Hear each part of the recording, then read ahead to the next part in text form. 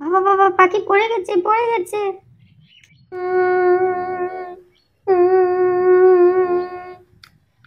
দিদি দিদি, এটা পাখির গলা না?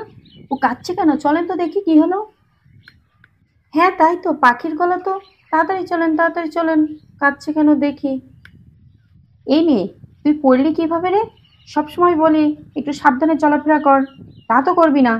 সবসময় শুধু দুষ্ট বুদ্ধি মাথার মধ্যে ঘুরছে। না না দিদি, আর বকাবকি করবে না, এমনি পড়ে গেছে, ও ব্যথা পেয়েছে। থাক, আর বকাবকি করেন না। এই, ও পড়লো কিভাবে রে? তোর সাথেই তো খেলছিল। মা মা, আমরা দোল খেলছিলাম, কিন্তু ও ভালোভাবে ধরে বসতে পারেনি, তাই ও পড়ে গেছে। এই মিষ্টি, তুই চুপ কর। আচ্ছা ফাতিমা, তুমি বলো তো, তুমি কিভাবে পড়ে গেলে? আন্টি আন্টি, মিষ্টি মিথ্যা বলছে না, ও ঠিকই বলছে। আমি ঠিকভাবেই বসেছিলাম, কিন্তু ধরে বসিনি বলে হঠাৎ করেই পড়ে গেলাম। আমি বুঝতে পারিনি যে আমি পড়ে যাব। মিষ্টি আমাকে অনেকবার বলেছিল যে পাখি ধরে বস, ধরে বস। আচ্ছা, আর পাকা পাকা কথা বলতে হবে না। এবার বল কোথায় লেগেছে। না মা, আমার কোথাও লাগেনি, কিন্তু আমি পড়ে গিয়েছিলাম তো, তাই ভয় পেয়ে গেছি, তাই কান্না করছিলাম। মা মা, তাড়াতাড়ি এসো, তাড়াতাড়ি এসো। আমার খুব পেট ব্যথা করছে, খুব জোর পটি পেয়েছে, তাড়াতাড়ি এসো। দেখেছো ছেলের কাণ্ড? বাড়ি থেকে কতবার বললাম পটি করে নে, পটি করে নে, কিছুতেই করলো না। পার্কে আসার আনন্দে পটি করতে গেল না। এখন আমি কি করব? কোথায় টয়লেট খুঁজতে যাব? এই মিষ্টি, দেখ তো তোর বাবা কোথায় আছে। বাবাকে ডেকে নিয়ে আয়। দীপা, কোথায় তোমরা? তোমার ছেলের নাকি পটি পেয়েছে, ওকে বাড়ি থেকে এত করে বললাম পটি কর, পটি কর, কিছুতেই করলো না। পার্কে আসার আনন্দে এখন এসে বলছে মা আমার পটি পেয়েছে। দেখো কোথায় টয়লেট আছে। ঠিক আছে, আমি দেখছি কোথায় টয়লেট আছে। এরপর দীপার বর টয়লেট খুঁজতে চলে গেল, আর দীপা পল্টুর কাছে গেল।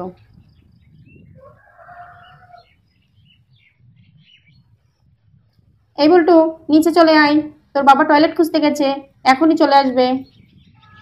মা মা, ভাই দেখো কি কাণ্ড ঘটিয়েছে। এই পল্টু, তুই পটি করেছিস? এই ছেলেকে নিয়ে এখন আমি কি যে করি। পার্কের ভিতরে পটি করে দিয়েছে, বাবারও আসার নাম নাই। দীপা, কোথায় তোমরা? আমি টয়লেট পেয়েছি, তুমি বল্টুকে নিয়ে চলে এসো। তোমার ছেলেকে আর টয়লেটে নিয়ে যেতে হবে না, দেখো পার্কের ভিতরেই পটি করে দিয়েছে। কি কাণ্ড না ঘটিয়েছে দেখো।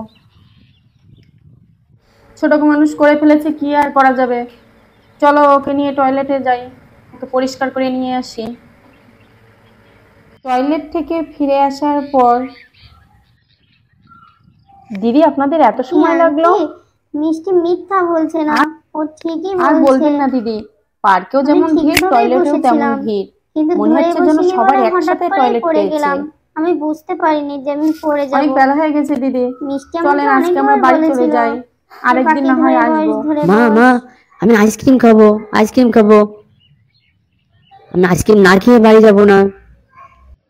তো তুই এখনই পটি করলি, আবার বলছিলি পেটে ব্যথা করছে, আবার এখনই আইসক্রিম খাবে? না না না, আমি আইসক্রিম খাবো, আমি আইসক্রিম খাবো। না না, আইসক্রিম কিনে দাও, আমাকে আইসক্রিম কিনে দাও। আচ্ছা চল, বাড়ি যাওয়ার সময় তোর বাবাকে বলবো আইসক্রিম কিনে দিতে। সারাদিন অনেক মজা করার পর দিন শেষে সবাই এখন বাড়ি ফিরছে। মা মা, আইসক্রিম আইসক্রিম, দেখো কত সুন্দর আইসক্রিম।